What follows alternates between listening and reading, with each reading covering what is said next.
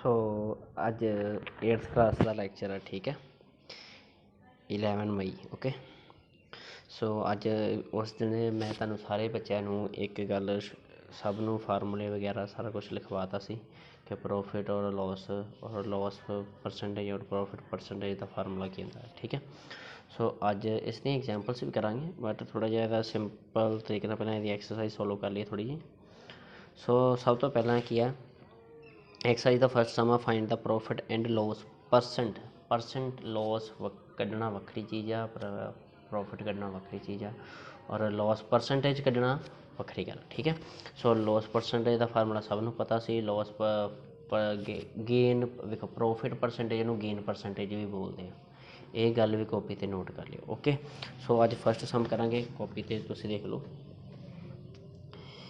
14.1 सब तो पहला है profit find the profit and loss percentage. सब तो पहला क्वेश्चन है, देखो उन्होंने क्या है, कॉस्ट प्राइस दी हुई है, कॉस्ट प्राइस दी हुई है कितनी है 275 और प्रॉफिट दिता है 25%। सो मैंने फार्मूला पता सी, फार्मूला देखो, फार्मूला है प्रॉफिट परसेंटेज का, profit divided by cost price into 100। सो सब तो पहला क्वेश्चन के कॉस्ट प्राइस भी गिवन वा और प्रॉफिट भी गिवन है। सो इत्थे मैंने लिखा जी PDF ਦੇ ਵਿੱਚ ਤੁਹਾਨੂੰ ਨਾ एक चीज़ होर ऐड होएगी कि सैलिंग प्राइस ਕੱਢਣਾ भी आ जाएगा नाल दी नाल, ठीक है। सो इस दे विच प्रॉफिट ਕੱਢਣਾ है, प्रॉफिट परसेंटेज ਕੱਢਣ ਨੂੰ क्या है, ठीक है, क्योंकि प्रॉफिट ही दिता है, प्रॉफिट दिता है, प्रॉफिट परसेंटेज ਕੱਢਣ ਨੂੰ क्या होएगा। सो इस दे विच फार्मूला किहड़ा लगाया, देखो प्रॉफिट कितना है मेरे को गिवन कितना है 25। सो मैं 25 फिल किया। सो कॉस्ट प्राइस है, कॉस्ट प्राइस मैंने कितना 275। सो कॉस्ट प्राइस मैं फिल करता। सो इंटू 100 क्या 100 लिखा। देखो हम इनू सॉल्व कर लो दोनों, जिन्होंने 5 के टेबल से कट्टिए, क्योंकि 5 लास्ट च, इतने भी 100 भी 5 के टेबल आता है। 5 के टेबल 10 कितनी बार आता 2 बारी, ठीक है, तो 0 एज इट इज लग गई। हम 2 के टेबल 27, 5 के टेबल 27 तो नहीं आता, पर 25 तो आता ना, 5 5 या 25। सो डिवाइड कर लो, 25 5 के टेबल से आएगा, 5 5 या 25। सो आ इन्हें 2 किहनूं देता 5 नूं, तो इत्थे 2 लग गया, तो भी 25 बन गया। सो फिर 5 5 या 25, ठीक है, 55 आ गया। सो ना 55 नूं 25 ना कट दो 5 के टेबल ते, हम 5 5 या 25 और 55 कितनी यार आता है 1 1 वाली। ओके, सो अब 5 बच गया, 1 बच गया। आ 5 नूं जो 20 नाल मल्टीप्लाई किया तो कितना आ गया 100। क्लीयर है तक सब नूं, डिवाइडेड बाय 11। सो जो 100 नूं 11 नाल आपां की कीता डिवाइड किया, तो मेरे को कितना आया 9। इदा लिखीदा है, ठीक है, 9 सही 1/11। ओके, 9 सही 1/11, ये तुहाडा की आंसर आ गया, ठीक है। सो ये PDF भी नाल लगी। नैक्सट सम देखो, नैक्सट सम भी इदा ही है, उन्होंने की किया है, सैलिंग प्राइस दिता और गेन परसेंटेज दिता। हम सैलिंग प्राइस, सो हमेशा तुहानूं पता है कि लॉस परसेंटेज है भावें प्रॉफिट परसेंटेज है, सानूं फार्मूले में कॉस्ट प्राइस ही चाहिए। सब तो पहला फिर आ सम दे विच सानूं कॉस्ट प्राइस फाइंड आउट करना पऊगा। सो आ जाओ। सो सैलिंग प्राइस गिवन है कितना 320 और गेन कितना दिता मैनू 72। सो इस दे विच मैनू पता है कि मैं कॉस्ट प्राइस कड्ढना, तो कॉस्ट प्राइस कड्ढण का तरीका की आ। सो मैनू फार्मूला तो पता है ना, कल्ले प्रॉफिट का कितना होंदा, प्रॉफिट का selling price minus cost price, ठीक है। सो ये वैल्यू फिल कर दो, और गेन नू प्रॉफिट ही बोलते हैं, जो प्रॉफिट की जगह पर किमें लिखता 72, ठीक है। सो इस तरह सैलिंग प्राइस दिता गिवन, वो जगह पर लिखता मैं 320। कॉस्ट प्राइस कड्ढना, so minus CP as it is लिखता, ठीक है। सो CP की वैल्यू कड्ढनी है, तो CP के नाल जिहड़ी चीज़ प्लस माइनस होनी वो इज इक्वल टू परली वाली साइड पर जाएगी, इज इक्वल टू तो अगली वाली साइड पर जाएगी। सो सैलिंग जिहड़ा कॉस्ट प्राइस दे नाल 1 माइनस 320 जिहड़ा की नाल की ऐड हुंदा पिया है, ठीक है। सो इनू चुक के आपां जदों इज इक्वल टू अपने आप च पॉजिटिव आ, जदों इज इक्वल टू वाली साइड पर गया तो की हो गया माइनस का हो गया।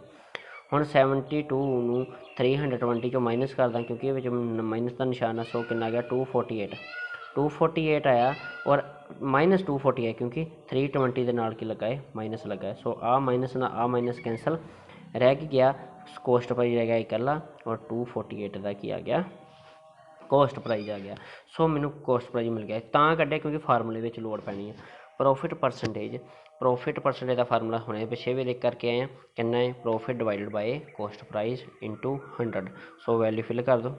प्रॉफिट कितना ही 72, ठीक है। कॉस्ट प्राइस कितना कढ़िया 248, ठीक है, फिल करता और इंटू 100। सो आ इनू दोनों डिवाइड कर लो 2 के टेबल से, क्योंकि पिछे 8 आ। हम 2 के टेबल से कितना डिवाइड करोगे, 2 के वेखो 2 1 जा 2, 2 2 जा 4, 2 4 जा 8, इतने 2 लिख लो, 2 तो गया, लिखने की जरूरत नहीं है, सीधा डिवाइड कर लो 2 के नाल। सो इनू 100 ਨੂੰ 2 ਨਾਲ डिवाइड किया तो कितना आ गया 50। आ जो 124 आया इनू फिर 2 से डिवाइड होता, क्योंकि 2 6 जा 12 तो 2 2 जा 4, ठीक है, मतलब डिवाइड हो जाता है। इनू फिर कटता, ठीक है, और इतने फिर 50 गया 25 से। जो 60 ਨੂੰ ਆਪਾਂ ਇਹਨੂੰ ਕੱਟਿਆ, ਇਹਨੂੰ ਕਹਿੰਦੇ ਨਾਲ ਕੱਟਿਆ 72 ਦੇ ਨਾਲ, ठीक है।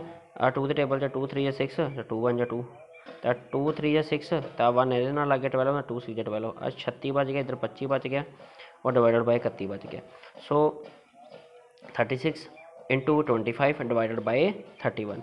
सो 36 और 25 ने जो मल्टीप्लाई किया तो कितना आ गया मेरे को 900, ठीक है, 900 आया, क्योंकि देखो 36 और 25 में जो मल्टीप्लाई करेंगे तो 900 आएगा। 900 में नीचे 31 ने डिवाइड किया तो कितना आ गया 2 सही 1/30, ओके। इदा लिख लेना क्लॉक वाइज, इन्हें बोलते क्लॉक वाइज, जिमें टाइम पीस की सुई चलती है ना, 2 सही पहला लिखना, 1 डिवाइडेड बाय 31। क्लीयर है चीज़। सो नैक्सट सामा के की बोलता है Raju goes Agra to Delhi boy and articles. मतलब एक जड़ा वो राजू वो गया आगरा टू दिल्ली की खरीदन एक आर्टिकल्स खरीदन वास्ते, और उन्हें कॉस्ट कितनी लगी खरीदन दे विच 6500, कितनी लगी 6500। सो जो ही सैल्स उन्हें वो जी आर्टिकल्स वो किन्ने दा बेचिया 8000 का, किन्ने दा 8000 का बेचिया इन आगरा दे विच।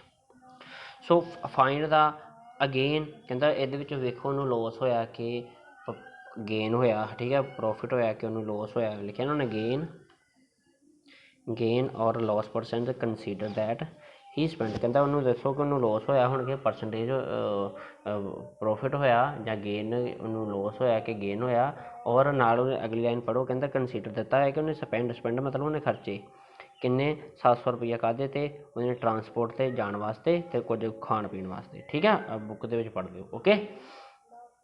सो आपां हुण की देखिया कि इहदी कॉस्ट प्राइस किन्नी ही 6500, और इन्हें वेच किन्ने दी दित्ती चीज़, सैलिंग प्राइस किन्ने दा ही 8000।